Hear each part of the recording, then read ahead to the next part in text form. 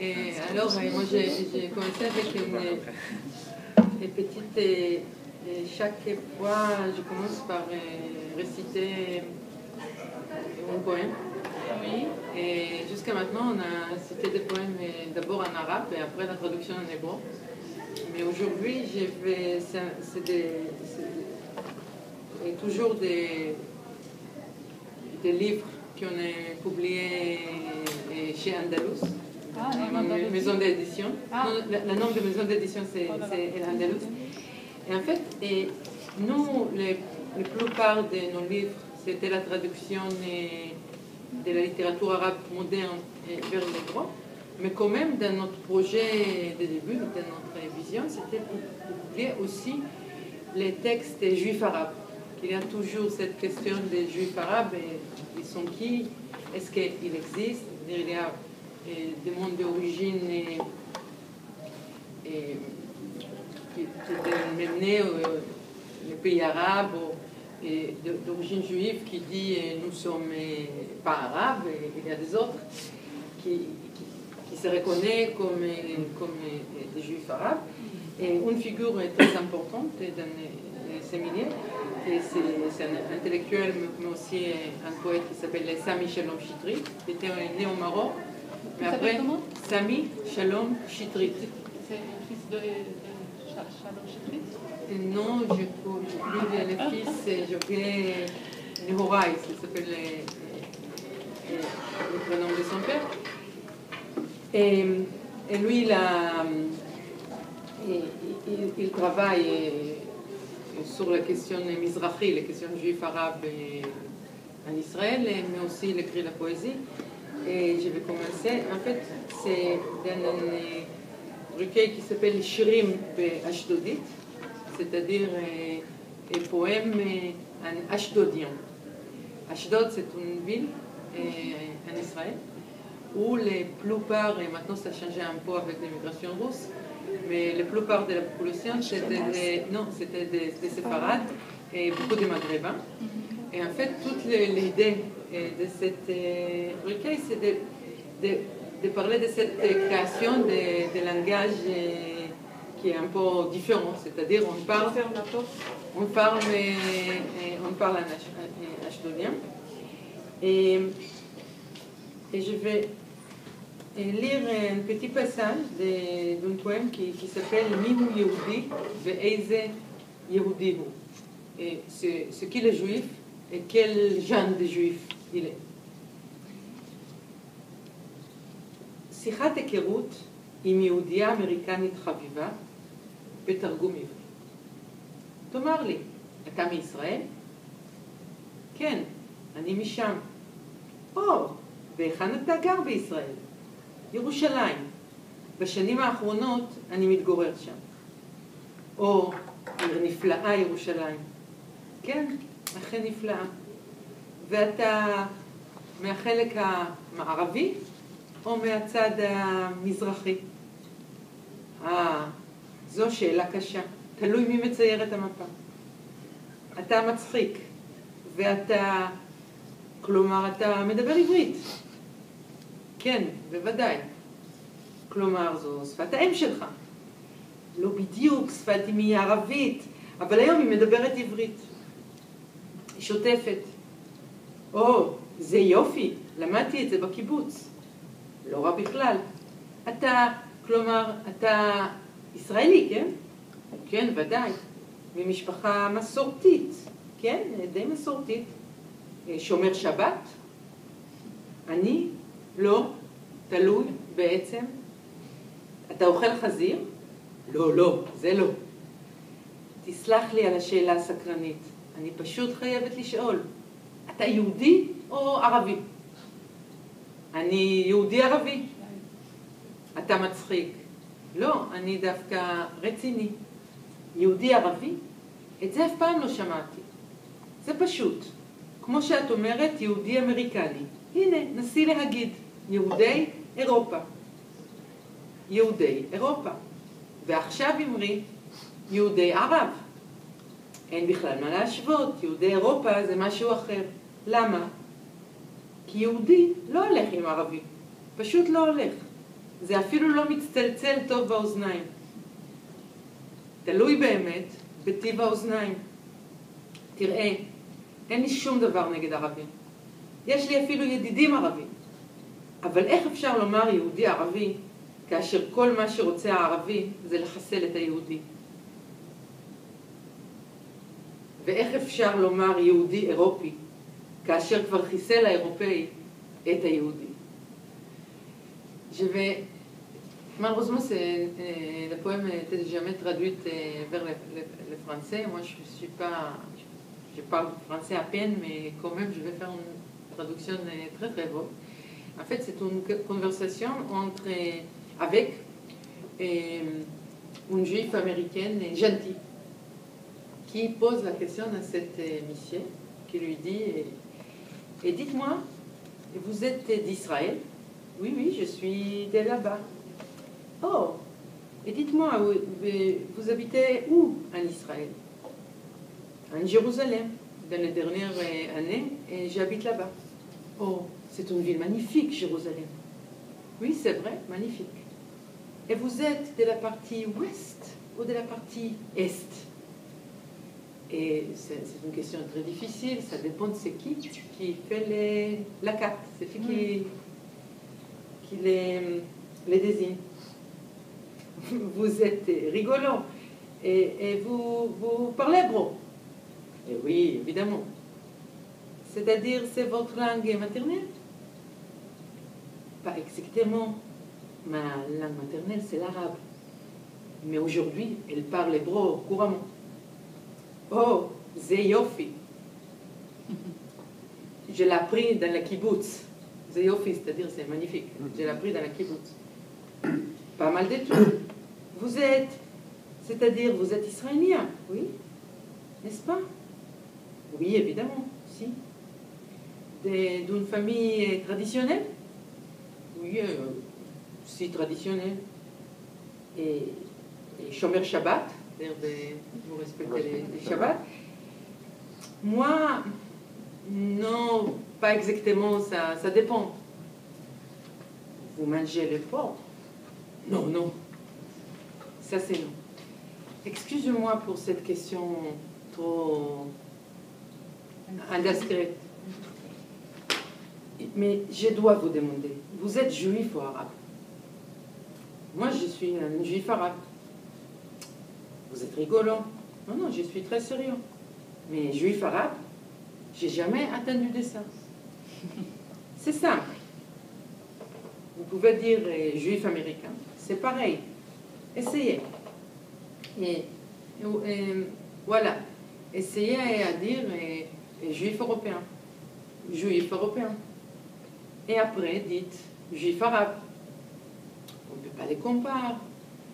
Les juifs européens, c'est une autre chose. Mais pourquoi? Parce que juif ne marche pas avec un arabe. C'est juste, ça ne marche pas. Et en fait, même dans les oreilles, ça ne marche pas. Ça dépend des oreilles. Écoutez, j'ai rien contre des arabes. J'ai même des copains arabes. Mais comment on peut parler des juifs arabes quand les arabes veulent tuer les juifs? Mais comment on peut parler des juifs européens quand les Européens ont déjà tué, ont exterminé les juifs? C'est juste, c'est un petit passage qui dit beaucoup sur la situation courante en Israël, mais aussi en Europe, aussi en France. Cette dichotomie et cette notion dont on a parlé la dernière fois, de cette création artificielle des cultures judéo-chrétiennes, comme un truc qui est complètement en face de la culture arabo-musulmane, dans la vraie réalité. On a des personnes dans la salle qui ont travaillé de ça. Si on peut parler historiquement d'une culture commune, ce sera la culture judéo-musulmane, Plus pas que judéo-chrétien. beaucoup plus que la culture judéo-chrétienne. Je pense, excusez-moi, je pense que sur le judéo-chrétien, il est très, très récent, après la Deuxième Guerre mondiale. Et moi, je pense que c'est même C'est même plus récent que ça. C'est beaucoup plus récent que ça. Et je parlais de ça dernièrement. Je pense qu'on parle vraiment c'est devenu un truc dont on croit à 2001, avec George Bush et après les trucs à New York, l'attentat et toute cette histoire de guerre des civilisations qui au début, les notions d'une guerre des civilisations est devenue des civilisations communistes. Ça veut dire c'est pas du tout notre ennemi, notre autre, c'était pas du tout le monde arabe et musulman. Mais ça, c'est intéressant parce que c'est un truc qu'on peut toujours examiner. On peut l'examiner même par ce poème-là, mais aussi quand on a choisi de publier les recueils dans notre collection de la littérature arabe et traduite vers l'hébreu. Et moi, cet espace des personnes qui sont juifs et arabes en même temps, c'est un truc qui m'intéresse beaucoup. C'est-à-dire il y a toujours, on a toujours des nouvelles voix de personnes plutôt en Israël, d'origine arabe, qui ses parents ont venu du pays arabe, qui parlent de soi en tant que juif arabe. Et des fois, moi-même, je sens que c'est un peu nostalgique. Mais en même temps, c'est un truc important parce qu'en fait, des fois, je me demande, c'est-à-dire quoi exactement qu'on est juif arabe quand on ne parle pas arabe, par exemple, quand on ne sait rien et sur le monde arabe, quand notre connaissance est vraiment très, très superficielle. Mais en même temps, je pense que c'est très important, c'est-à-dire même ces travaux sur le passé, c'est-à-dire sur la culture judéo-musulmane, sur les trucs en commun, sur la langue, est important, même si ça n'existe plus dans la vraie réalité. Et en fait, je vais commencer, moi, ce truc-là, je commence quelquefois, je vais commencer maintenant, et en préparant mon intervention d'aujourd'hui, et j'ai vu qu'un copain à moi, qui est un peu comme moi, obsédé de cette question de la vie ensemble, de le rôle de la passé dans le présent et dans la future. Et lui, il a parlé hier ou avant-hier, dans une conférence en Jérusalem, qui était sur les pères du président d'Israël, Reuven Rivlin. Et qui lui, c'était un grand intellectuel orientaliste. Avant Edouard Saïd, on a utilisé ce mot avec son complexe, et qui s'appelait Yosef Yoel Rivlin, qui était une des personnes qui ont fait des travaux pionniers au niveau des traductions. Lui, il a traduit le Coran, c'est une des traductions importantes du Coran vers l'hébreu. Il a traduit Mille nuits et nuits en hébreu. Et il a fait des autres travaux sur la culture arabe en Israël. Les choses intéressantes, Rivlin, j'ai oublié d'imprimer les papiers les plus importants que je préparais pour aujourd'hui. Mais Rivlin, il était pas exactement membre, mais il était une partie d'un groupe des intellectuels très très importants et qui existait et activait en Palestine au début du XXe siècle et à la fin du XIXe siècle. Et les choses qui sont intéressantes, qu'on avait, et moi je trouve vraiment, c'est un peu paradoxal, mais il avait des personnes, la plupart c'était les personnes d'origine, ça veut dire séfaradie et séfarade, et des fois, comme Nissim Maloul, qui était né, c'est vraiment des migrations maghrébines, qu'on a eu toujours en Palestine. Ça veut dire on a eu immigration maghrébine, juifs et musulmans vers Palestine, du Maghreb et vers l'Égypte, c'est-à-dire dans l'histoire, etc. Et c'est comme ça qu'on a une communauté juive maghrébine à Jérusalem, à Safad, et à Tibérias, et à côté des communautés juives ashkénazes, à côté juifs locaux et juifs et arabes. C'est-à-dire, quand je parle d'arabe, c'est-à-dire la question est quelle langue maternelle on parle à la maison. Il y avait des personnes qui c'était les ladinos, il y avait des personnes, je parle des juifs qui ont vécu en Palestine. Et il y avait des personnes qui parlaient ladino à la maison, il y avait des personnes comme une partie de ma famille qui ont parlé yiddish à la maison. Il y avait des personnes qui ont parlé arabe à la maison, des personnes qui habitaient en Palestine. Et il y avait des personnes qui ont parlé des juifs maghrébins, arabes, mais différents. C'est-à-dire les... Bien mélangé un petit peu français. Le dialecte. Exactement. Et à quelques moments, ça commençait d'être mélangé avec les Français. Et les trucs intéressants, parce que c'est un truc parallèle du truc qui est arrivé au Maroc, les écoles, c'est-à-dire les alliances israélites, ils sont pas qu'ils ont ouvert les écoles aussi en Palestine, en Égypte, en Turquie. Évidemment, la plupart de leurs boulot, c'était en Afrique du Nord. Oui. Mais on avait aussi une activité là-bas. Et on a eu cette genre de personnes, c'est plutôt des hommes, mais quelques femmes aussi, qui étaient éduquées par dans cet établissement. Comme une réaction. Et en Allemagne,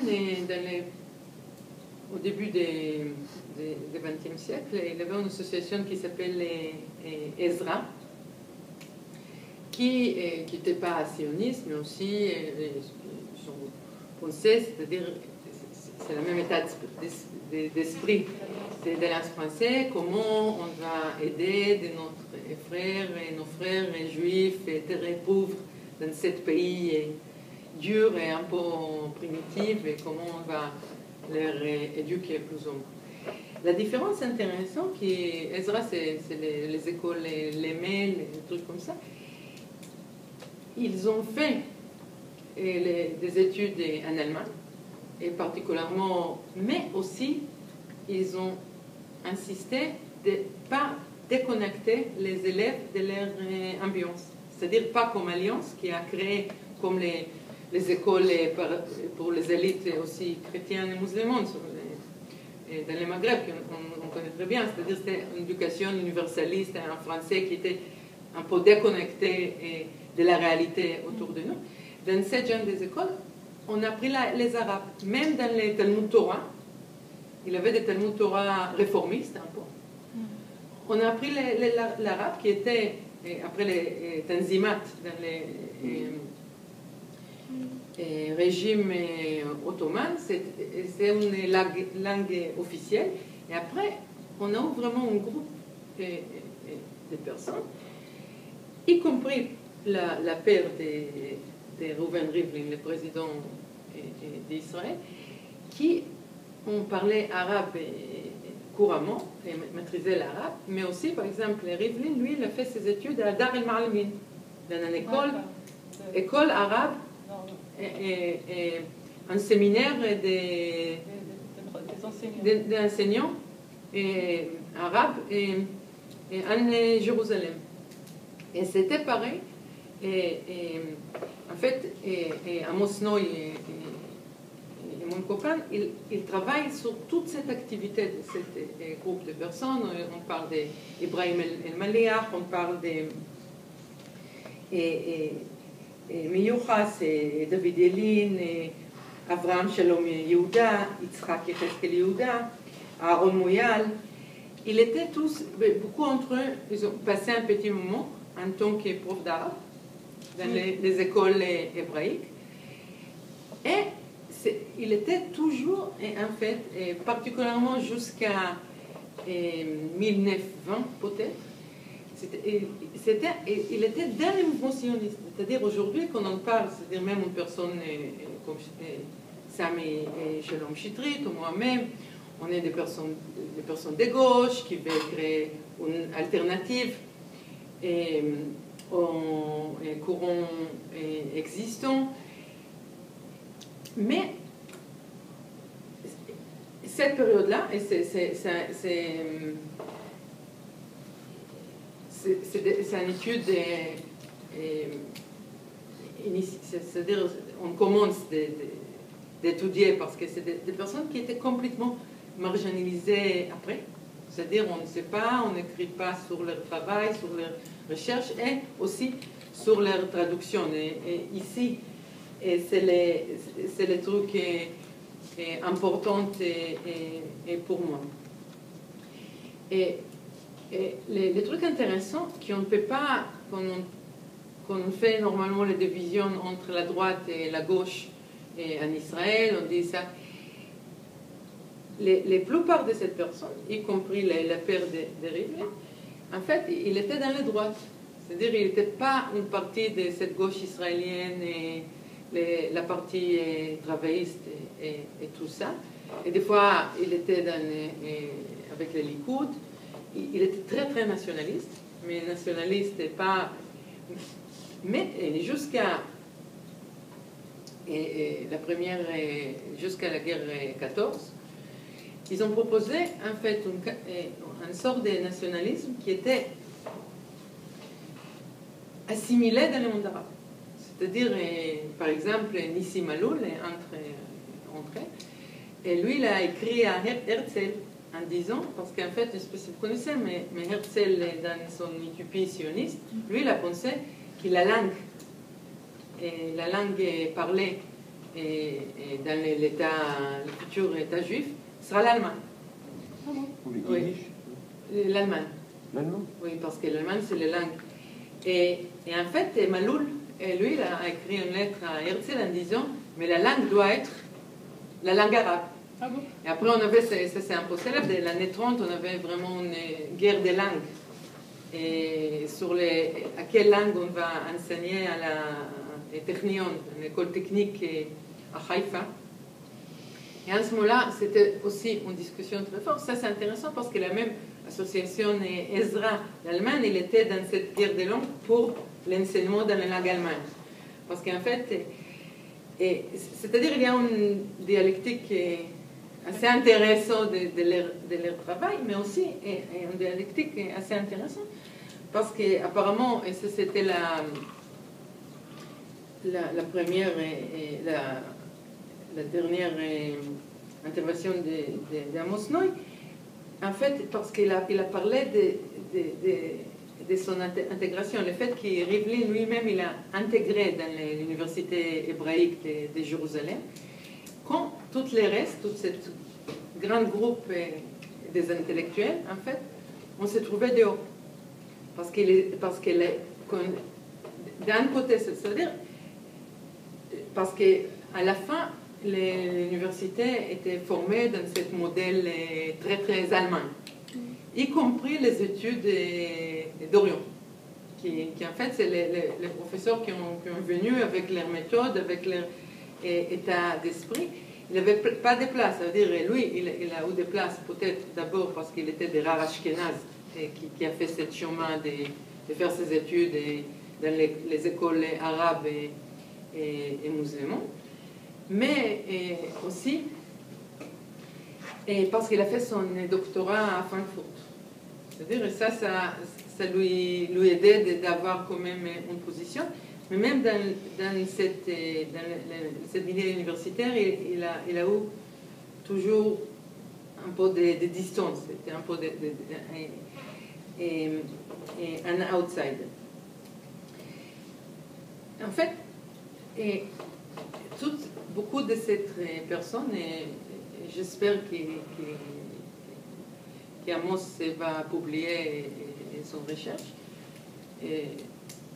mais ils ont travaillé beaucoup sur la création de l'hébreu, mais sur la création, c'est-à-dire sur l'existence de la culture arabe dans l'hébreu. Ils ont publié beaucoup de choses entre les folklore, mais aussi, par exemple, l'interprétation des Bibles par la langue arabe. C'est-à-dire, ils ont travaillé beaucoup sur cet espace linguistique et culturel entre l'arabe et l'hébreu. Et c'était un courant dans le mouvement sioniste qui sont pensés de cette histoire d'avoir une place pour les Juifs en manière complètement différente que les courants dominants. Il y a toujours cette question-là de la mort des Juifs arabes, à quel moment les chemins sont séparés. Et je pense que c'est intéressant dans le contexte colonial, parce qu'en fait, c'était qu'après la guerre de 2014 que les Anglais sont séparés les systèmes d'éducation. Pas que les systèmes d'éducation, mais ils ont créé en Palestine des entités différentes, c'est-à-dire à Yeshuv, c'est la communauté hébraïque, à Yeshuv à Ivry, et la communauté palestinienne. Et chaque communauté avec cet établissement, cette institution, mais aussi au niveau de l'administration, tout ça. D'un côté, c'est-à-dire dans les deuxièmes rencontres, moi je parlais un peu de la langue arabe en Israël, et on a disait que c'est une langue officielle parce que c'était par les lois anglaises. La loi anglaise disait qu'il faut publier tous les documents, etc., dans les trois langues, anglais, arabe et hébreu. Et à 1948, les Israéliens ont changé les lois et ils ont éliminé l'arabe, l'anglais, je suis désolée, parce que c'était un genre de... Et l'arabe, de manière officielle, l'arabe et l'hébreu ont resté dans leur place de langue officielle. Mais c'était le même système anglais, parce que pourquoi en fait on traduit tout à toutes les langues? Parce qu'on a des communautés différentes d'un côté. C'est-à-dire c'était à ce moment-là qu'on a séparé la communauté. Moi je peux parler de mon histoire personnelle, de l'histoire de ma famille, c'est-à-dire la même grand-mère qui était née dans une famille où on a parlé yiddish à la maison, mais on parle arabe à l'extérieur parce qu'elle était née à Safed. À quel point ils sont déménagés à Jaffa, c'est-à-dire Yafo et Jaffa et Tel Aviv, et elle était envoyée à l'école, ça veut dire après la guerre, elle était née en 1908, et après la guerre, elle était envoyée à l'école à Tel Aviv. Ils ont habité au nord de Jaffa, à Manchia, dans un quartier qui était arabe, c'est-à-dire la plupart, on parle de ce quartier comme un quartier palestinien, mais il y avait quand même des juifs, comme mes grands-parents arrière. Et elle, comme une petite fille, elle était envoyée à l'école hébraïque. C'est-à-dire la séparation était faite par le système d'éducation que les Anglais ont imposé. Et à ce moment-là, c'est-à-dire, on peut voir que c'était la fin de cette activité, c'est-à-dire cette groupe de personnes, il avait des initiatives, c'est-à-dire ils ont chacun a été un agent et a publié, a fait ses recherches à lui, publié ses traductions à lui, mais on n'a pas... Mais il était aussi, il avait des revues, il avait un genre de mouvement politique. Ils ont essayé d'influencer, mais tout ça, ça a plus ou moins disparu vers l'année passée. C'est-à-dire, on peut voir quand même une continuation de manière personnelle de ce genre de boulot. On peut le voir jusqu'à l'année 50, parce que les personnes, il y a entré, ils ont continué, ils ont parlé, mais ils étaient complètement marginalisés et pas trop actifs dans cette... D'une certaine manière, ils ont perdu le combat et arrêté d'essayer d'influencer, mais dans cette direction. Mais continuer dans un titre personnel, traduire, de publier des mémoires, de publier encore une traduction, et un truc comme ça. Il faut rappeler qu'on parle d'une période en Israël, après 1948, mais même avant, où les mouvements des travaillistes, c'est-à-dire l'État était très, très dominant. C'est le petit truc qu'il faut rappeler toujours, mais en Israël, on ne pouvait pas... C'était un pays très socialiste, avec même pas qu'avec les kibbutz, avec un genre de totalitarisme. C'est-à-dire qu'on ne pourrait pas, par exemple, sortir des pays sans avoir une autorisation. Jusqu'à, je crois, à quelques mois de l'année 50 ou même 60. On ne pourrait pas sortir. C'était un régime qui était, même au niveau d'alliances politiques, c'est-à-dire on est vraiment dans les pensées Israël, les États-Unis, Amérique, etc. Mais ce n'était pas le cas en 1948, pas du tout. C'est-à-dire l'alliance politique, c'était avec le bloc soviétique, avec Staline, qui était pour la création d'un État juif. C'est-à-dire, il y a beaucoup de choses qui changent dans toute cette genre d'uniforme.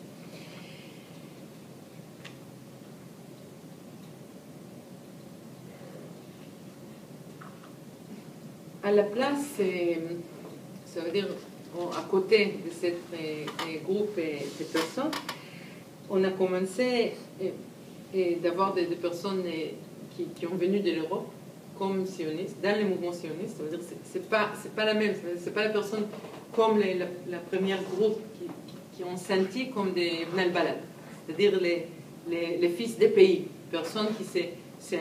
Et je dois ajouter que c'est pas la personne qui était allée à l'école musulmane, l'école islamique, il y a entre qui était dans le collège islamique à Hébron.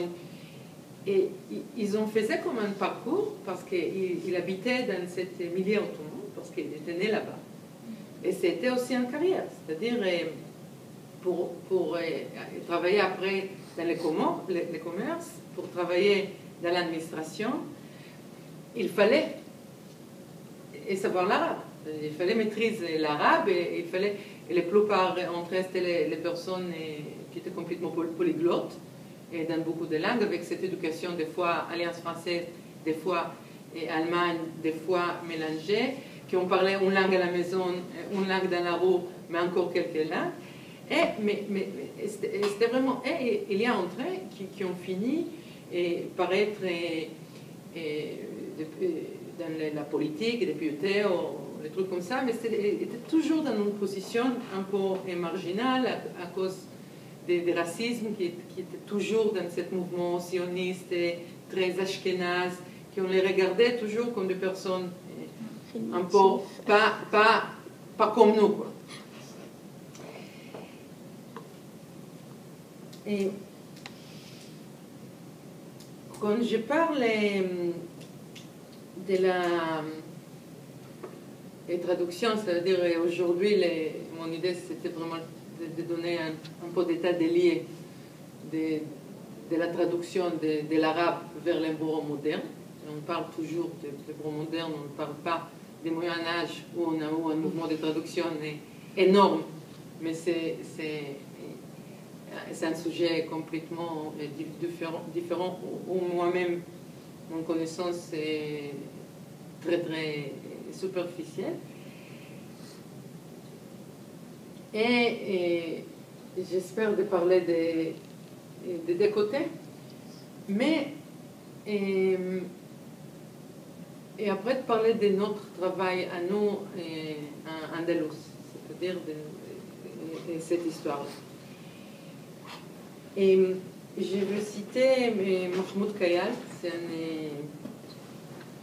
un chercheur palestinien en Israël, et il préside ou présidait le département d'arabe et études islamistes de l'université de Tel Aviv.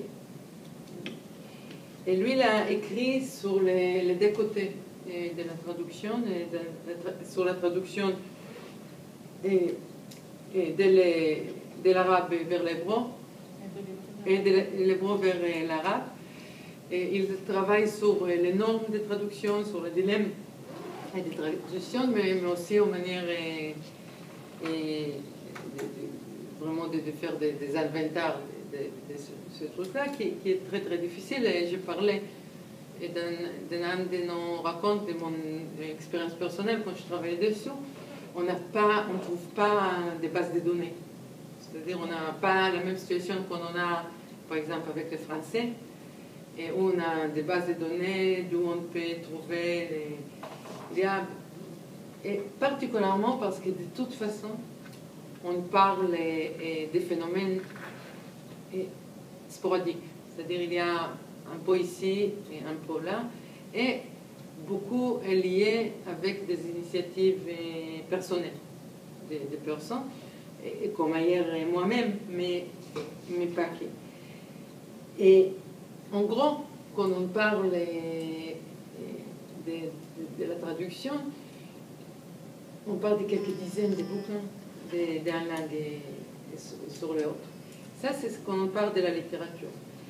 Mais il y a toujours un truc très très important, qui est particulièrement apparemment après dans les dernières 50 ans, et c'est beaucoup déjà, on a un mouvement de traduction énorme dans le monde arabe, de l'hébreu. C'est-à-dire on ne traduit pas beaucoup de romans, mais on traduit beaucoup des articles de la presse, c'est-à-dire chaque jour on trouve dans la presse arabe et partout, on trouve des tribunes qui étaient publiées dans la presse hébraïque en Israël. Et des fois, on trouve même des pages complètes qui s'appellent les Israéliat, c'est-à-dire les actualités. Les trucs, pas trucs, c'est la solution en français, qui on va trouver une grande page qui c'est une collection des tribunes, des articles qui étaient publiés. Moi, j'ai toujours une anecdote.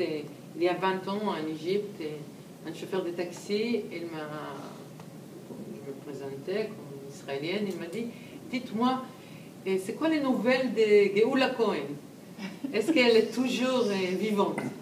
Et Geoula Cohen, c'était une députée de l'opposition de la droite de Begin quand il a fait Camp David et l'accord de paix avec l'Égypte. Et moi, je me suis dit, est-ce qu'il y a des Israéliens, des exprès, des personnes vraiment, pas un chauffeur de taxi, qui peut citer un nom d'un député de l'opposition, etc. Évidemment, on ne les trouve pas. Moi, c'est... Des fois, je sens que c'est un peu obsessionnel. C'est-à-dire, on peut, par exemple, à Al Jazeera, il fait beaucoup de films documentaires. Et moi, je travaillais à la Knesset pour un petit moment. Et on a été dans des relations avec la presse arabe, parce que je travaillais avec un député palestinien. Et pour entrer, il faut faire une procédure pour avoir un permis et tout ça. Et j'avais eu un moment où je disais aux journalistes d'Al Jazeera, mais arrêtez-vous. C'est-à-dire, il y a presque une couverture quotidienne et aux choses, je le trouve des fois un peu trop. C'est-à-dire, moi je suis pour pour l'échange, mais vraiment, j'ai l'impression que, malgré le fait qu'Israël est tout petit au niveau de la population, je crois que si on parle du Moyen-Orient, on parle des 10% de la population, mais il y a un genre d'envie de savoir et beaucoup, et on sait beaucoup. Et on parle beaucoup de cette question, mais on sait et beaucoup sur la situation. Et par contre, quand on parle de la traduction littéraire et de l'arabe vers l'hébreu, en fait, on ne trouve pas grand chose. Je crois que Mahmoud Kayal, il a fait une liste de 50 romans. C'est plus que la traduction, ou peut-être c'est la même chose, que la traduction de l'arabe vers l'hébreu. Et quand on les voit, on voit aussi beaucoup de problématiques dont il parle, parce qu'en fait, il y a beaucoup de traductions qui étaient faites en Israël, dans les années 50 et 60, et par des établissements. C'est-à-dire, on traduit les trucs hébraïques classiques, et notre but, c'est pour les faire connaître par les citoyens palestiniens d'Israël.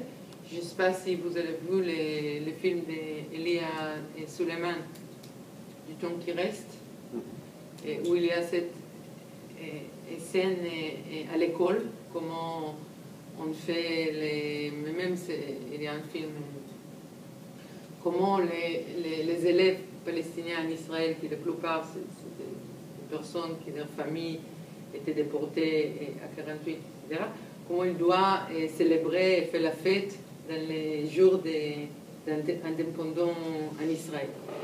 Et une partie de cette traduction était faite pour cette but-là, c'est-à-dire on va faire les Palestiniens en Israël un genre d'Israéliens. C'était toujours un peu problématique, parce qu'en fait, il avait dans le système, il y avait des personnes qui ont voulu de les faire, qui ont activé pour les faire israéliens, mais en même temps, l'établissement n'a jamais accepté ces Palestiniens comme Israéliens. Et c'est ça. Mais en même temps, quand on parle de la traduction, et on parle de ça. C'est intéressant parce qu'on trouve pas mal de personnes qui ont fait les deux côtés, qui ont fait les deux directions, arabe-hébreu et hébreu-arabe. Et y compris, ça veut dire, je reviens un peu, la première traduction de la littérature arabe moderne faite vers l'hébreu, en fait, c'est la traduction de El Ayam, les jours de Taha Darsen, l'Égyptien, qui était faite déjà en 1929. Et après, et je suis désolée, le livre était écrit en 1929, et la traduction était éditée en 1932, trois ans après. Et en fait, c'était la première traduction de cette livre. Et les traducteurs, c'est quelqu'un qui s'appelle Menachem Kapeliuk. Et lui, il a commencé par... C'était un militant sioniste qui était né en Russie. Il est venu. Il a travaillé avec les Histadrut. Il était un journaliste. Il a commencé son travail sur la terre avec les Keren Kayemet et en tant que journaliste. Et en fait, qu'à l'âge de 30 ans, il a fait ses études à l'université hébraïque de Jérusalem, et il a appris l'arabe, et il a commencé de traduire. Lui, il a traduit Tahar Sen, il a traduit Amin el-Rihani, et il a traduit Aref el-Aref sur les Bédouins. Et tout ça, c'était dans l'année 30. C'est-à-dire, on peut voir qu'à la place de cet traducteur, c'était les personnes des pays qui l'arabe et l'hébreu, ils sont grandis en fait dans l'aider. C'était quelqu'un qui est venu de la Russie, c'est-à-dire un juif ashkénaze, immigration sioniste, mais quand même, il a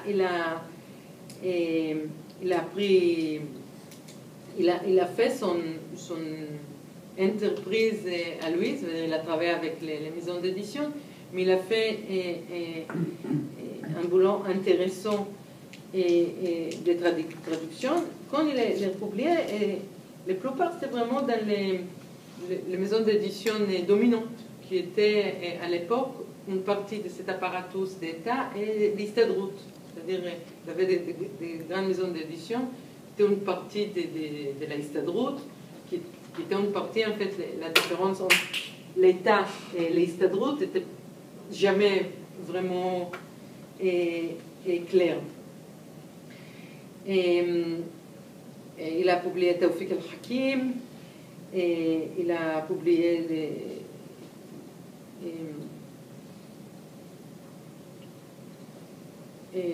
Najib Mahfouz, je pense que peut-être c'était la première. Il a fait ça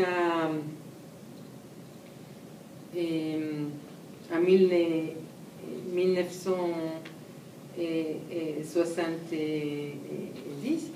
Mais en même temps, et c'est intéressant, et je cite Mahmoud Kayal, qui dit qu'Kapaliouk, il a fait cette ouverture. Il a publié, il a choisi, il a traduit, mais c'était toujours avec une attitude qui était un peu... c'était un peu... Il a pensé que la littérature arabe elle est un peu inférieure, qu'il y a des progrès à faire. C'était toujours dans le contexte qui ne donne pas une vraie valeur à la littérature, mais en même temps, il a...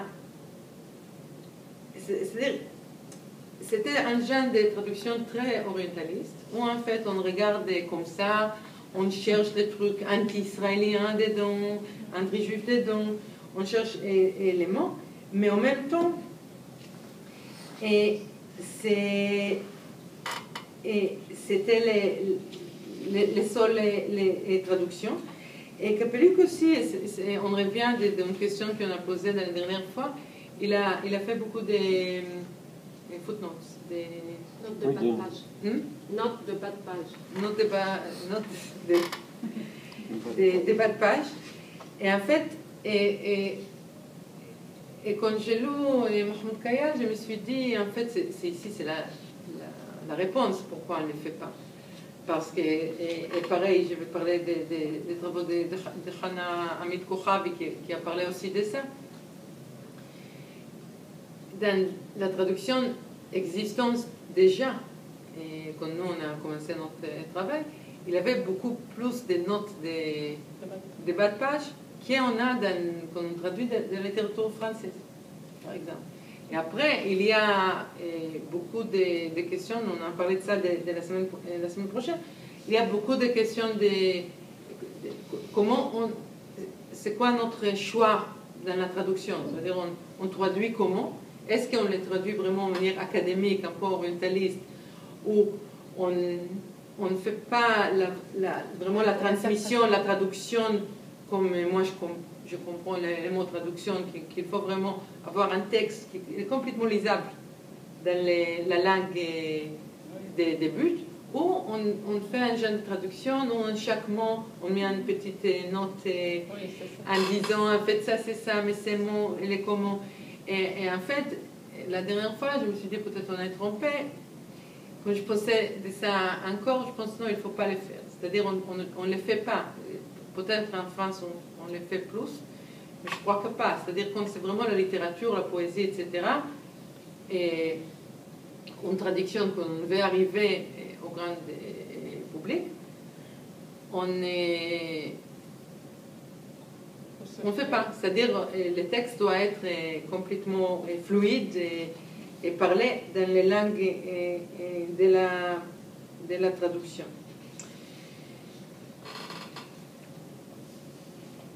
Et Kayal, dans son article, il parle en fait, il donne 3 exemples de traducteurs qui, par eux, on peut parler de cette histoire de la traduction vers l'hébreu. Et il parle de Kapaliuk et après il parle de Shimon Balas. Et Shimon Balas, c'est un juif, c'est un écrivain, juif irakien. Il doit avoir aujourd'hui 85 ans, un truc comme ça, il est toujours vivant. Il a habité beaucoup d'années, il a partagé sa vie entre Paris et Tel Aviv. En fait. Et lui, c'est une partie des générations des juifs, et lui il est né à Bagdad, des juifs particulièrement irakiens, mais aussi il avait Touvia Chamouche qui est syrien, qui était un peu différent de cette génération qui venait après ce groupe des intellectuels palestiniens juifs. Et c'était des personnes qui ont arrivé en Palestine et en Israël l'année 50. Mais déjà, moi je travaillais avec un de ces genre de personnes, Moshe Chacham, et lui par exemple, c'est la même génération, lui il a commencé son carrière de traducteur quand il a traduit de l'anglais vers l'arabe pour les journaux de la partie communiste irakienne. C'est-à-dire, et cette personne-là, on connaît, il y a des personnes qui sont plus connues, qui ont devenu écrivains, c'est-à-dire particulièrement Shimon Balas et Sami Michael, qui est devenu un écrivain important. Et il y a aussi Sasson Somer, qui était, lui, il était un professeur à l'université de Tel Aviv et il a travaillé beaucoup sur la littérature arabe. Et on a encore un groupe de personnes qui, en fait, ils se trouvaient après, quand ils sont arrivés, c'était entre les personnes comme Shimon et Sasson qui ont venu de la partie communiste en Irak. C'était parce que, comme tous les juifs d'Irak sont quittés avec eux. Ce n'étaient pas les sionistes à la base. Et en arrivant, ils ont trouvé des alliés dans la partie communiste israélien qui s'est en fait composé. Et la majorité, c'était les citoyens palestiniens d'Israël, où ils ont travaillé dans les revues, dans les journaux en arabe qui étaient de cette partie-là. Et il y avait encore pas mal de personnes qui ont travaillé pour les enseignements israéliens, pour l'État. C'est-à-dire qu'ils sont venus avec leur connaissance d'arabe et la culture arabe, et ils utilisaient cette connaissance pour travailler pour l'armée et dans l'administration et de l'administration militaire, ça c'est aussi un truc qu'on oublie, mais jusqu'à 1966, les Palestiniens citoyens d'Israël, il avait une administration militaire qui ont contrôlé leur vie quotidienne. C'est-à-dire on ne pourrait pas, par exemple, sortir de notre village sans avoir un permis des responsables. Et on a trouvé pas mal de ces juifs, particulièrement irakiens, très cultivés, qui ont maîtrisé l'arabe parce que c'était leur langue maternelle, qui, en arrivant, ils ont complètement traversé sur l'autre côté et travaillé pour cette administration. Mais on a trouvé, une partie c'était travailler vraiment dans l'administration militaire et interroger les prisonniers de guerre, c'est-à-dire on arrive jusqu'à là. Mais il y avait des autres personnes qui ont, par exemple, travaillé dans le système éducatif palestinien d'Israël, qui c'est toujours un système qui était aussi contrôlé par les services d'enseignement. C'est toujours des fonctionnaires juifs, et des fois, qui ont contrôlé le système. Et dans ce cadre-là, on a aussi traduit pas mal de choses. Après, on a toujours un mouvement, c'est-à-dire il y a un poète palestinien, citoyen d'Israël, Rached Hussein, qui a décédé jeune dans un CEDI à New York, qui lui, il a travaillé je crois, pour Mapam. Il a publié, il a traduit, il a travaillé pour, je crois que le nom du journal c'est Al-Jadid. Mais à quelques moments, il a quitté le pays. Il était allé à Damas, et après, il était allé aux États-Unis, c'est-à-dire, et moi, j'ai déjà parlé de Mohamed Hamzi Ghanaim, qui a travaillé pour Andalus, il a traduit Mahmoud Darwish et aussi Hanan Sheikh pour moi, et lui aussi, il a passé dans sa vie, il a travaillé aussi, il n'était jamais un grand sioniste, mais il a travaillé dans les structures qui étaient faites plutôt par l'État. C'est-à-dire, c'est pareil pour cet juif irakien. Et on voit toujours cette genre de... C'est pas clair, c'est-à-dire, on ne peut pas dire, et en fait, Shimon Balas, c'était toujours un opposant qui a voulu de créer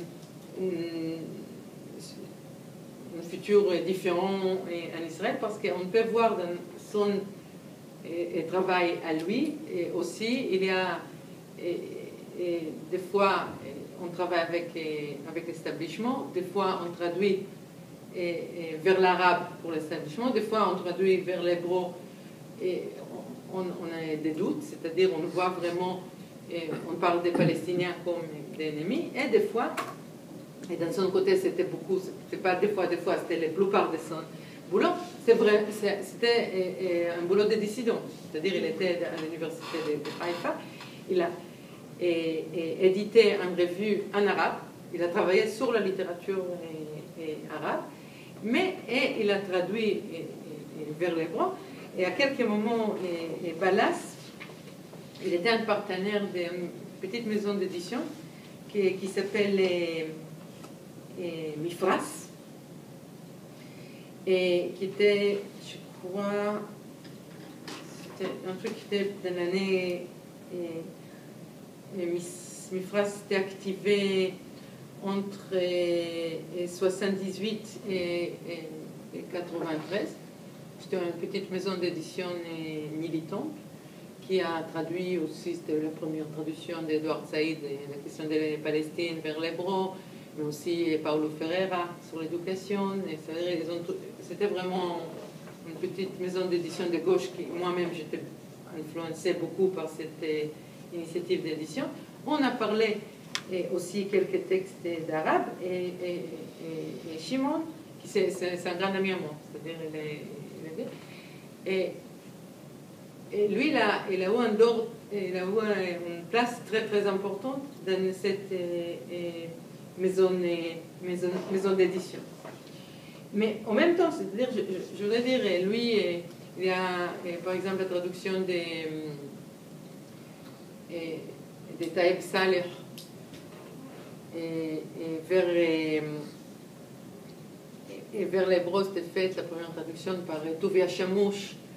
Lui, par exemple, c'est une figure très très importante dans les traductions officielles et d'établissement. C'était un juif syrien et vers l'arabe. Et lui aussi, il avait un rôle pionnier dans la traduction et vers l'hébreu. Et Kaya, la troisième personne dont il parle, c'est Anton Chamas, dont je parlais déjà quelques fois dans ces cadres, et qui est un écrivain palestinien et très, très doué, qui quittait le pays dans les années 80 et qui fait, sauf nous, on a réussi quand même de lui convaincre de traduire Tam Muhammad Ali, la poésie que j'ai lue les dernières fois. Mais lui aussi, il a eu un rôle très très important dans toute cette mouvement de traduction de deux côtés. Il a fait hébreu vers l'arabe et arabe vers l'hébreu. On peut voir aussi que chez lui, c'est aussi, c'est-à-dire, on voit toujours cette dimension entre l'envie de faire l'arabe, la langue arabe et la culture arabe présente et dans la culture, et l'inverse, c'est-à-dire, et cette initiative, c'est-à-dire, on a toujours, et je crois que ça c'était la vision d'Anton, qui sait, cette traduction-là, et j'espère bien qu'on a réussi de lui suivre dans tout notre boulot, c'était vraiment, on a vraiment fait la traduction littéraire, c'est-à-dire on essaie, on cherche la langue, le langage, vraiment de faire une vraie traduction. Parce que même lui, il était partenaire, c'est-à-dire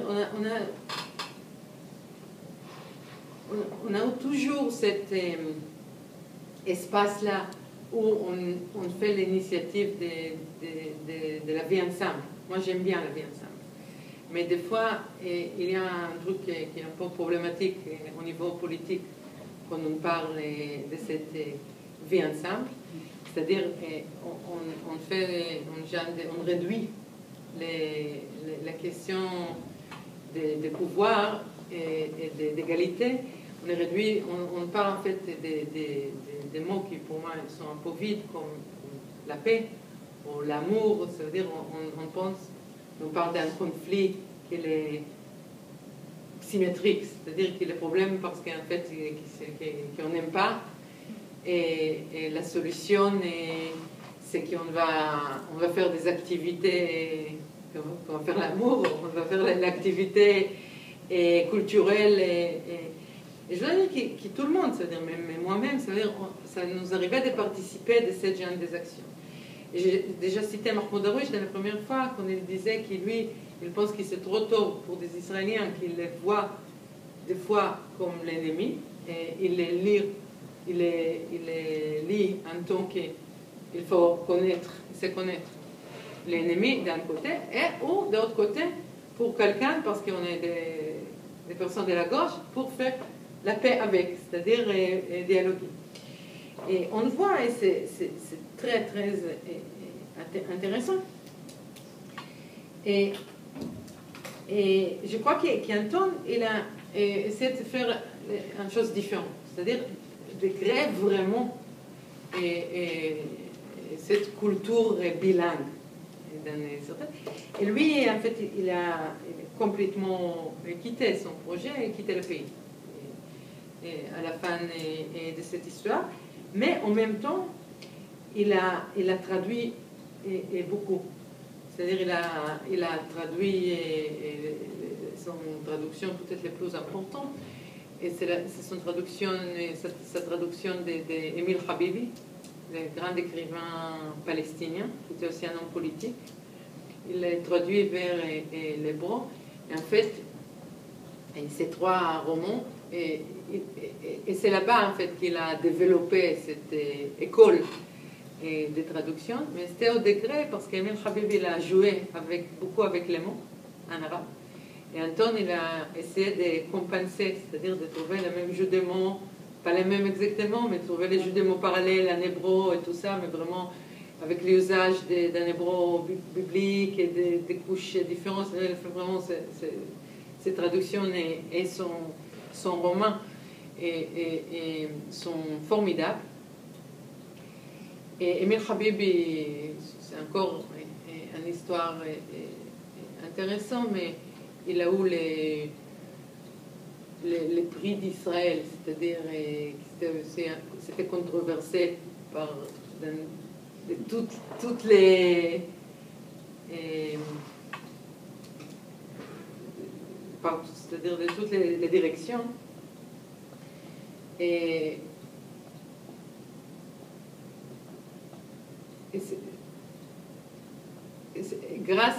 grâce à ces traductions et d'Anton. De toute façon, je crois qu'en gros,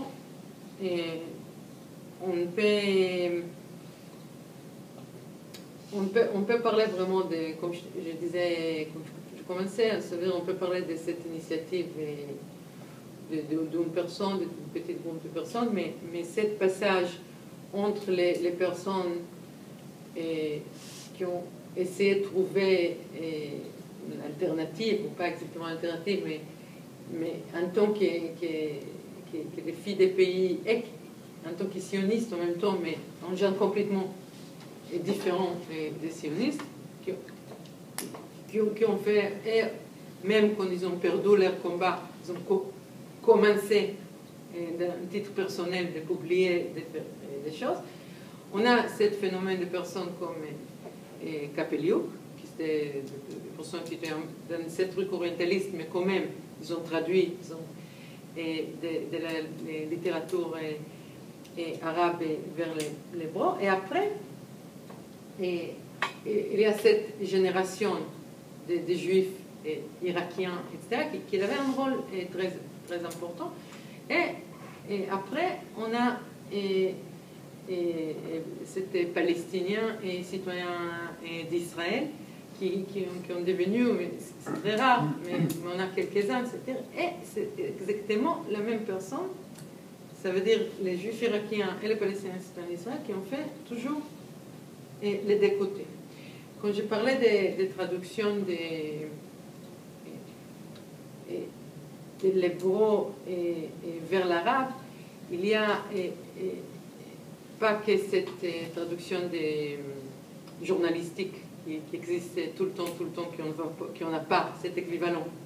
Et on ne traduit pas presque les articles, les tribunes de l'arabe vers l'hébreu.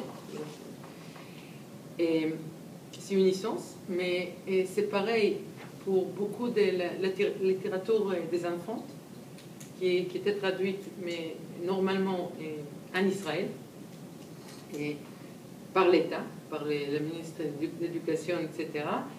Et j'imagine qu'il y a beaucoup de bonne foi, c'est-à-dire cette histoire d'avoir dans le système d'éducation pour les petites avoir de la littérature où on n'a pas d'accès au monde arabe. C'est-à-dire on n'a pas de relation dans le monde arabe et c'est vraiment une entreprise qui introduit des dizaines de livres pour les enfants et de l'hébreu et vers l'arabe. Et encore une entreprise, une initiative très importante, c'est les centres Madar à Ramallah, Markaz Madar, qui c'est un centre des études israéliens à Ramallah, où pour lesquels Mohamed Hamzi Ghanaim a travaillé, pour lesquels des autres personnes. Et eux, ils ont publié presque 50 livres, mais des livres très peu de la littérature, mais plutôt des recherches, des livres universitaires. Je crois que c'est 50 de l'hébreu et encore une dizaine, une vingtaine de livres de l'anglais, mais aussi des auteurs israéliens. C'est-à-dire, par exemple, les livres d'Ilan Pape, de Zartal, de Benny Morris, mais pas que ça. C'est-à-dire, vraiment, les livres des universitaires israéliens qui parlent des conflits, qui parlent de l'histoire des conflits du conflit israélo-palestinien, mais aussi des livres, et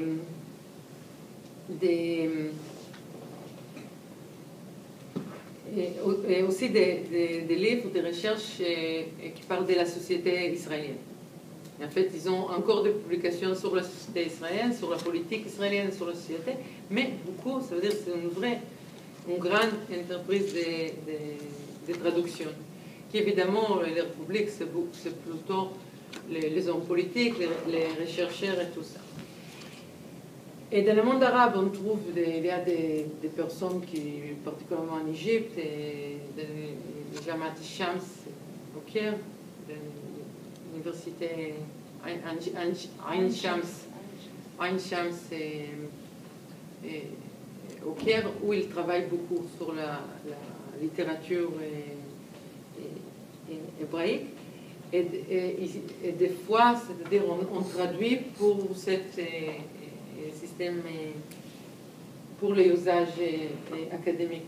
Moi, j'ai un problème parce qu'on a commencé un peu en retard et je vois c'est quoi l'air. Et moi, j'ai parlé des 20% des choses que j'ai préparées pour aujourd'hui. Et je ne suis pas sûre si on va continuer ou pas avec malgré. Et je dois vous laisser un peu du temps.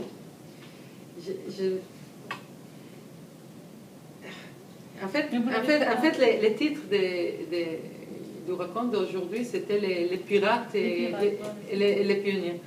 Et en fait, je parlais des pionniers, parce que je parlais de cette initiative. Et en fait, on est toujours, parce que et je parle de beaucoup de choses, de beaucoup de personnes, mais en fait, ils sont très peu. Si on les compare des autres mouvements de traduction, etc. Et c'est pour ça que j'ai utilisé le mot pionnier, parce qu'en fait, on a toujours pionnier. C'est-à-dire, même maintenant qu'on commence un nouvel truc dans la traduction entre l'arabe et l'hébreu, c'est toujours nouveau. C'est un peu triste. J'ai déjà parlé de ça. C'est-à-dire qu'on oublie qu'on a dans une tradition, qu'il avait des choses. Des fois, il y a encore des initiatives dont je peux parler, des amis Elad Bouskila, qui a essayé de travailler avec des maisons d'édition un peu mainstream et publier il est responsable de quelques traductions et d'une petite série qui n'est pas commencée. Et Hana Amit Kochavi, qui a écrit sa thèse, parle de la traduction et de la littérature arabe et vers l'hébreu. Et elle-même, c'est une traductrice. Et j'ai beaucoup de choses à faire. Et nous, quand on a commencé, c'était important. Par exemple, je parlais de son sommaire. Et lui-même, c'est un traducteur, il a traduit, mais il était aussi très actif. Et encore une fois, je vais essayer d'encadrer. En fait, si on parle au niveau de l'histoire, on parle des débuts du XXe siècle. Et après, on parle de très peu de choses sporadiques par le même groupe de personnes et Kapaliouk, des trucs comme ça qui ont arrivé jusqu'à dans la direction arabe-hébreu. Même jusqu'à l'année 70. C'est-à-dire qu'on n'avait pas beaucoup d'intérêt. Après, dans l'année 80, c'est-à-dire avec l'accord de paix d'un côté, mais avec l'intifada de l'autre côté, c'est-à-dire avec la création d'un genre de camps de paix, je n'aime pas trop la définition, mais qu'on est Shalom Arshav et l'épée maintenant est devenu un mouvement très grand, on a trouvé beaucoup plus d'activités. C'est-à-dire cette période-là, on avait les Mifras et on avait encore des initiatives et de la traduction, y compris les choses qui étaient faites et après il y avait un peu d'intérêt dans les maisons d'édition. Et par exemple, dans la littérature égyptienne, on a traduit Naguib Mahfouz. On a traduit Naguib Mahfouz parce qu'il avait quand même un peu de la curiosité chez les éditeurs. Ici, c'est très très important à dire qu'on ne trouve pas les éditeurs qui parlent arabe. On ne trouve pas les personnes, les responsables dans les maisons d'édition qui qui sont capables, qui ont l'accès à la littérature arabe. Et ça, c'est aussi, ça crée une dynamique, c'est-à-dire, on trouve quelqu'un dans une maison d'édition qui dit « Ah, je vais faire quelque chose », il a besoin de quelqu'un pour l'aider. C'est-à-dire, il va parler avec quelqu'un comme Shimon Balas, comme Sasson Sommer, etc. Et je dois dire, moi, j'ai eu une expérience parce que moi, quand je commençais, je parlais avec tous les acteurs qui étaient toujours vivants. Et il y a en partie avec qui je coopérais, malgré la différence politique et la différence d'attitude. C'est-à-dire, on n'a pas toujours partagé la même idée sur les traductions. Mais j'ai eu, par exemple, moi je me souviens, un jour, j'ai participé d'un colloque avec Sasson Sommer, et lui, il m'a dit, non, mais on ne peut pas traduire, ça veut dire, pour lui, c'était important de traduire les textes, et qui n'étaient pas trop politisés.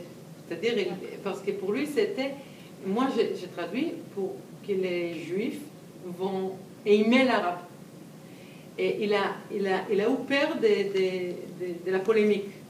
Et ça, c'est encore une chose importante que nous, on a essayé de le faire de manière différente. C'est-à-dire, nous, on a plongé, on s'est plongé dans les Nakba, par exemple. On a publié Bab et Shams, qui c'est vraiment l'Elias Khouri, qui c'est vraiment l'apport des soleils, qui c'est vraiment les grands romans qui parlent de la catastrophe de 48. Et même Mahmoud Darwish et Hana Amit Kouchavi, elle disait qu'en fait, c'était beaucoup de la poésie de Mahmoud Darwish était publiée dans les revues, dans les journaux, etc. Mais on n'a pas trouvé les maisons d'édition, ils n'ont pas eu le courage. Parce qu'il était toujours, lui, il était très, très conservateur. Non, pas conservateur, Conformiste. Darwish, il n'était pas conservateur et pas conformiste, controversé. Il était très, très controversé pour beaucoup de raisons. Il y avait beaucoup de polémiques. Moi, je parlais déjà des trucs que nous, on a eu ensemble par rapport des shahids, notre choix de choisir de shahids, par rapport qu'on a envoyé, qu'on a donné ces recueils aux bibliothèques et la réaction, mais il était avant, c'est-à-dire c'est une personne, le fait qu'il était grandi en Israël, dans un milieu mixte, plus ou moins, c'est-à-dire il était membre du Parti communiste, et il a décidé de quitter le pays, il était une partie du mouvement de OLP, c'est-à-dire le mouvement de la libération palestinienne.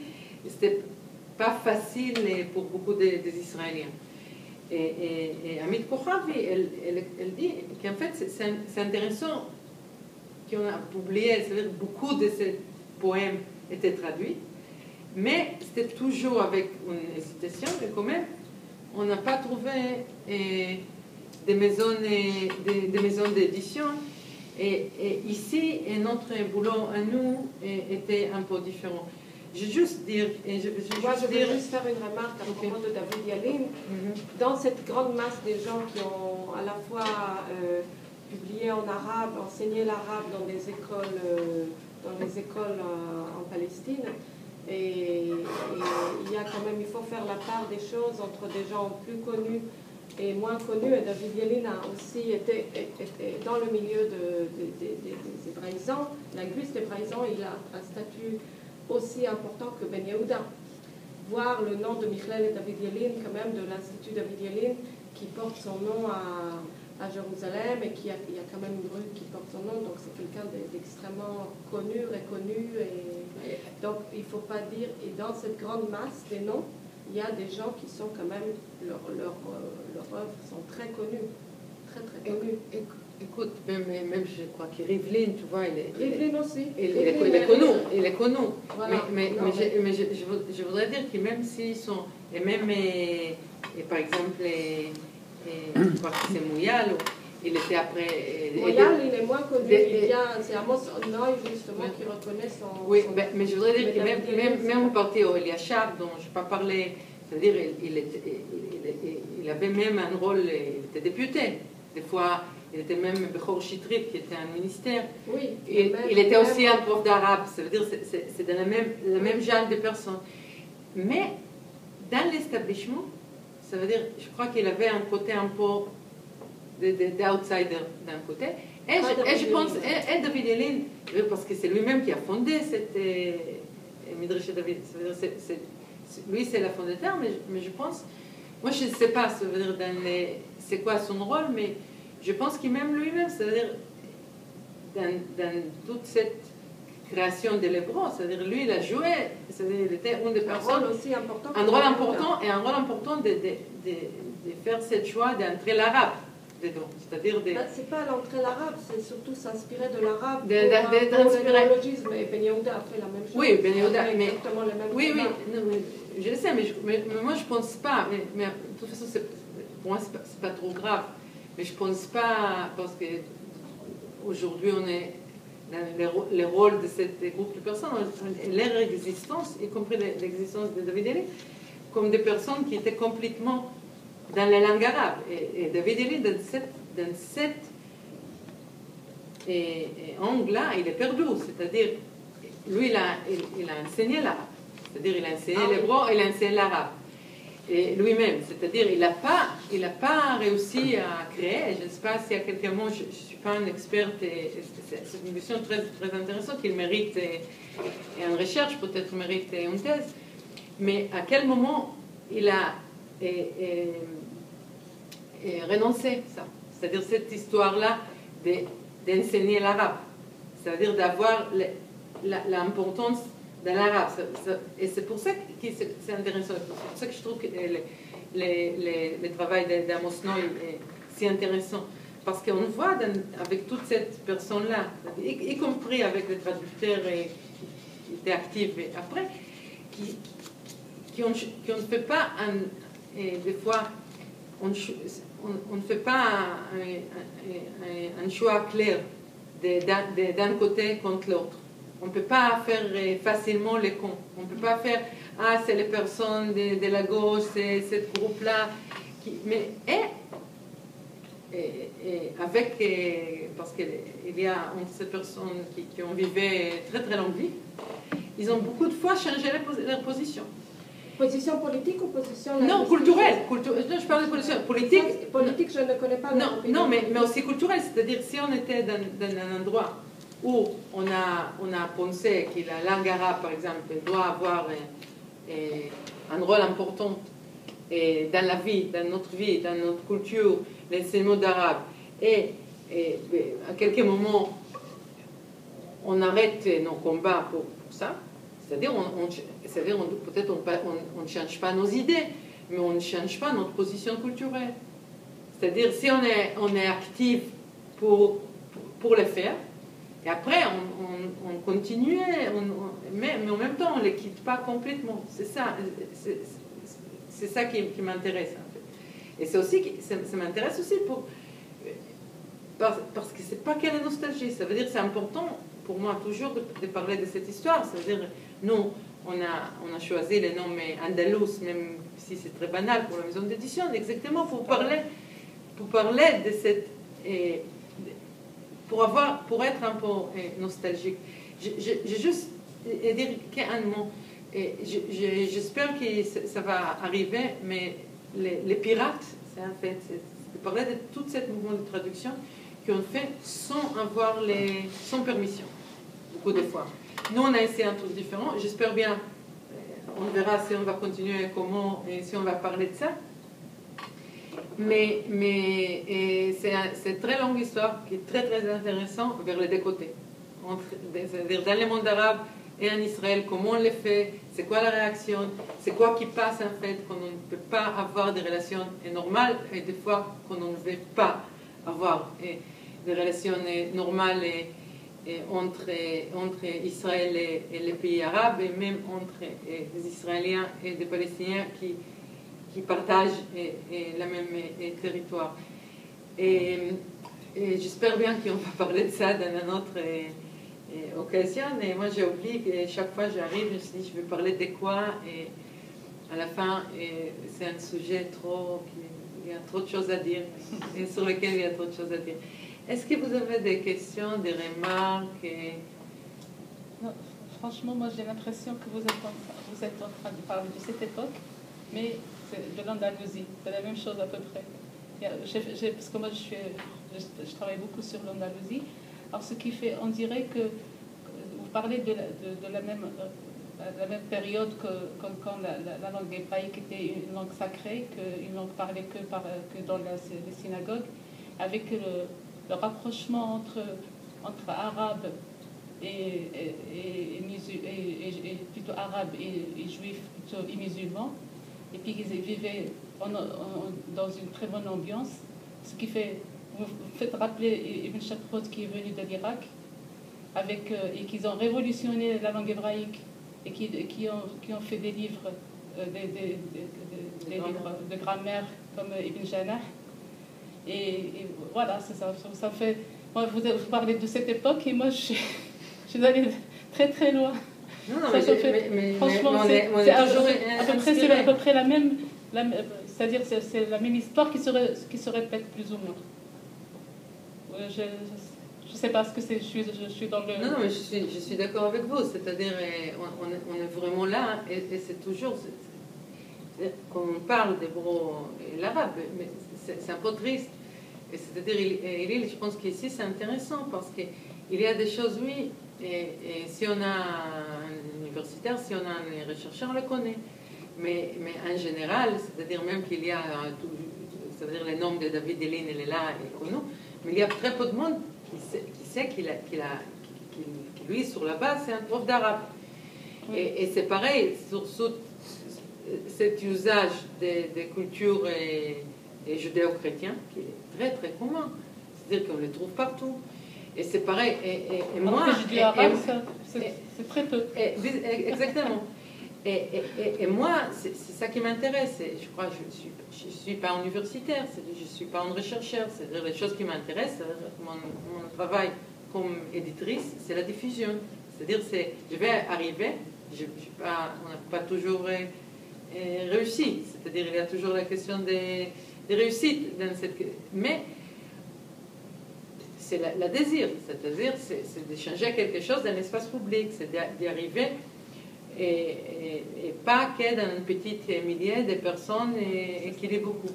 Mais ici, c'est justement l'universitaire qui peut dire attention, il ne faut pas mettre tout dans le même panier, il y a quand même beaucoup de choses qui ont été faites avec ces gens-là. On a publié quand même les mémoires de Yelin, on a publié les mémoires de Ben Yehuda où il a quand même justifié ses choix de néologisme, où il met en avance l'arabe. Donc il faut faire attention avec mettre tous ces gens-là dans le même panier. C'est ça ce que j'essaie de dire. Il y a des gens méconnus, mais il y a des gens connus, beaucoup, très connus même. Sur leur, non, mais je pense qu'ils sont connus. Mis à part le fait qu'il enseignait l'arabe, David Yelin, il a aussi écrit beaucoup de choses sur l'hébreu, sur néologisme. Donc il faut mettre en avance les travaux des chercheurs sur cette question. Non, je suis d'accord avec toi, mais pour moi, les choses, aujourd'hui, quand je mentionnais David Elin, c'était pas par rapport à ça, c'est-à-dire c'est par rapport au fait que lui, c'était un groupe de personnes qui ont grandi dans une situation, c'est-à-dire sur un terrain qui est complètement un terrain inconnu. C'est-à-dire, il y a les travails, comme le travail d'Amos Noé, du Val Évry, c'est-à-dire, il y a des personnes qui travaillent sur cette période, sur cette cirque de personnes il y a entre eux qui ont devenu célèbres pour des raisons différentes et dans les domaines différents, mais pour moi, toute cette existence était elle est méconnue du grand public. Oui, c'est ça. Oui. Et pas que les grands publics étrangers. Oui, même si mais moi je souhaite juste préciser, même si le grand public n'est pas en connaissance, il suffit de regarder la topographie de Jérusalem pour comprendre un petit peu que quand on accorde à une personne le nom d'une rue, à Jérusalem, c'est une personne qu'on souhaite mettre en avance. Donc, il y a quand même la rue David Yelin et la rue David Rivlin, de Rivlin, donc ça veut dire que ce sont des personnes qu'on considère connues par le grand public. ça ce que je veux dire, entre autres. Oui. Non, je suis d'accord, mais je pense que c'est toujours, même quand, c'est-à-dire, c'est intéressant de voir, c'est-à-dire, il y a beaucoup de la question des nombres d'euros et comment, et quelle représentation et de qui. Et oui, on va les trouver, mais après, c'est une question de pourcentage, c'est une question. Il y a beaucoup de questions, c'est-à-dire, et même quand on parle de marginalisation, c'est-à-dire pas qu'on les fasse complètement. C'est-à-dire, et ça, c'est aussi, c'est toujours, il y a beaucoup de questions, il y a beaucoup de nuances, je suis d'accord. Et pour moi, peut-être c'est le plus important. On ne parle pas ici parce que si on veut vraiment parler des noirs et blancs, on peut dire, et bon, en fait, non, il n'avait rien, on peut complètement... Non, jusqu'à les noirs et blancs, il faut dire que quand même David Yellin, on ne peut pas le mettre dans le même panier que les autres que tu viens de citer. Non, je ne le mets pas, c'est juste, pour moi, c'est... Voilà, je souhaite remettre la valeur, revaloriser. Non, mais moi je pense, d'abord, toutes les autres, c'est pour leur donner valeur. Les autres ont une valeur moins importante, je te l'accorde, parce qu'ils n'ont pas œuvré pour la renaissance de l'hébreu, en quelque sorte. Voilà, les autres que tu viens de citer. Alors que David Yellin avait un statut entre les deux. C'est ça qui fait ça, qui fait de lui un personnage intéressant. Parce qu'il était à cheval entre les deux cultures, justement. Moi, je pense, tu vois, il y a, par exemple, je ne sais pas si vous connaissez le livre d'Eliashar, qui parle qu'il a publié beaucoup, ou même les livres de Shlouch. C'est-à-dire, on a eu beaucoup de ces personnes, bon, pas beaucoup, mais qui ont écrit, c'est des personnes qui étaient actives au niveau politique, qui ont édité, c'est-à-dire, c'est-à-dire sur le terrain, il faisait beaucoup. Et après, c'est intéressant, c'est des questions que je me pose à moi-même, et mon activité à moi-même. Mais est-ce que le fait qu'on n'a pas de traces, qu'on l'oublie, les personnes qui à l'époque, et Moyal, il éditait un journal, Kherout, qui était à l'époque la seule journal en hébreu en Palestine. C'est-à-dire, c'est important. Très important. Mais après, Ben Yehuda aussi a publié 2 journaux. Il n'était pas seul, il y avait Ben Yehuda. Oui, mais Ben Yehuda, c'est-à-dire, il y a plus de personnes qui sachent que Ben Yehuda, il avait des journaux dans une période. Quelle personne? Est-ce que c'est-à-dire que les boulots de Moyal est moins importante? Est-ce que le fait qu'il était actif même dans les négociations, dans les camps de paix, dans la politique, parce qu'il y avait cette genre de personnes qui étaient les consultants des personnes, mais ils n'ont jamais eu la même... Aura, ils n'ont pas bénéficié de la même aura, c'est ça ce que tu veux dire. Oui, de la même aura. Est-ce que c'est-à-dire... C'est une idéologique. Non, mais il y a après une vraie question. Est-ce que c'est-à-dire qu'ils sont... Moi, des fois, je pense que si on ne produit pas cette aura, ok, si on ne fait pas connaître, après, oui, vraiment, on est moins important. Parce qu'après, on reste dans le grand public avec la culture judéo-chrétienne. Et est-ce que c'est-à-dire que la culture, l'existence de cette personne-là, mais aussi l'Andalousie, il y a aucune importance? Parce qu'on ne sait pas, tu vois, et ici, ça c'est la question, comment on donne, c'est beaucoup de questions sociologiques, etc., mais on donne un valeur de quoi? Et à quel moment le fait qu'on se souvient de quelque chose, il est important parce que c'est ça qui a laissé des traces. Et moi, je suis entre les deux. C'est-à-dire, des fois, je me suis dit, si on n'a pas réussi de laisser des traces, apparemment, on n'est pas important. Mais des fois, c'est intéressant quand même de regarder et d'examiner les procédures, comment c'était fait.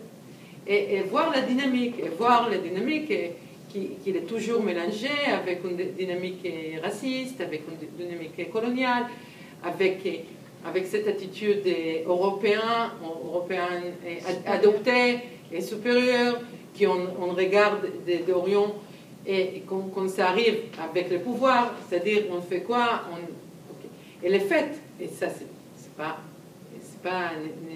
Jibal, David Elin, il était moitié ashkénaze, moitié séparate. Rivlin, il est ashkénaze, c'est-à-dire dans leur milieu, de cette milieu-là, qu'ils ont fait les écoles, les collèges, les lycées arabes, et après des études, c'était les seuls ashkénazes. Et ça peut-être aussi pas par hasard, qui c'est eux qui ont quand même réussi, y compris, c'est-à-dire l'intervention d'Amos Noé hier, c'était vraiment, il a cité Rivlin, comment il a critiqué il était dans l'université hébraïque de Jérusalem, mais il était dans une position très très critique. Bon, on doit arrêter malheureusement, et j'espère bien, c'est un peu, je suis désolée pour pas être, j'espère que c'est intéressant de ne pas être trop organisé et pas parler d'un quart des choses que tu veux parler aujourd'hui. Mais j'espère bien qu'on va commencer un jour, ou peut-être la semaine prochaine. Merci.